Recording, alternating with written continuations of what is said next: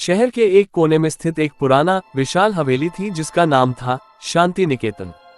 इस हवेली के बारे में कई कहानियां प्रचलित थीं, कुछ डरावनी, कुछ रहस्यमय। लेकिन सबसे ज्यादा प्रचलित कहानी थी हवेली के गुप्त खजाने की।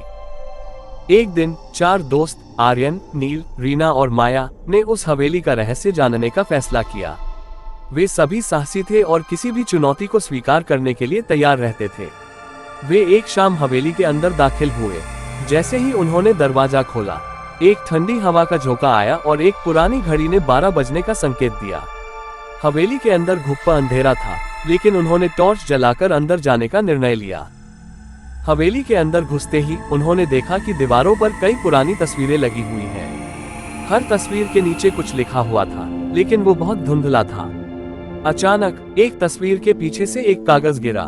रीना ने उसे उठाया और पढ़ा, पहली कुंजी छिपी है उस जगह जहां समय थम जाता है। इस पहेली ने उन्हें सोचने पर मजबूर कर दिया। नील ने कहा, समय थमने की जगह?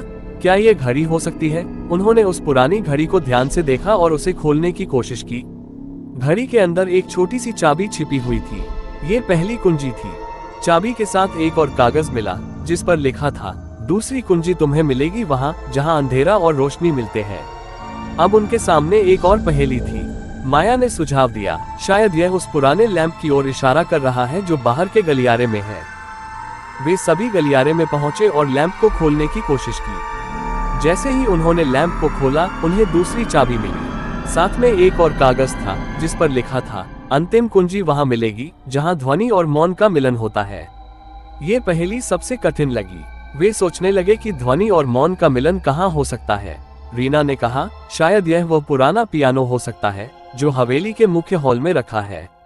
वे पियानो के पास पहुंचे और उसकी चाबियों को दबाने लगे। अचानक एक चाबी के नीचे से एक गुप्त दराज खुला और उसमें अंतिम चाबी मिली। तीनों चाबियों को इकट्ठा करने के बाद वे एक बड़े दरवाजे के सामने पहुंचे जो अब तक बंद था। उन्होंने एक एक करके तीनों चाबियों को उस दरवाजे में डाला। दरवाजा धीरे धीरे खुल गया और उनके सामने एक सीढ़ी प्रकट हुई जो हवेली के नीचे तहखाने की ओर जा रही थी। तहखाने में पहुंचते ही उन्होंने देखा कि वहां एक बड़ा सा बॉक्स रखा हुआ है। बॉक्स के ऊपर एक संदेश लिखा था, सच्चा खजाना वही पाता है जो दिल से खोज करता है। इस संदेश ने उन्हें सोचने पर मजबूर कर दिया। नील ने कहा, मुझे लगता है कि हमें अपने दिल की सच्ची इच्छा को यहाँ व्यक्त करना होगा। उन्होंने एक एक करके अपनी इच्छा व्यक्त की। आर्यन ने कहा, मुझे ज्ञान चाहिए।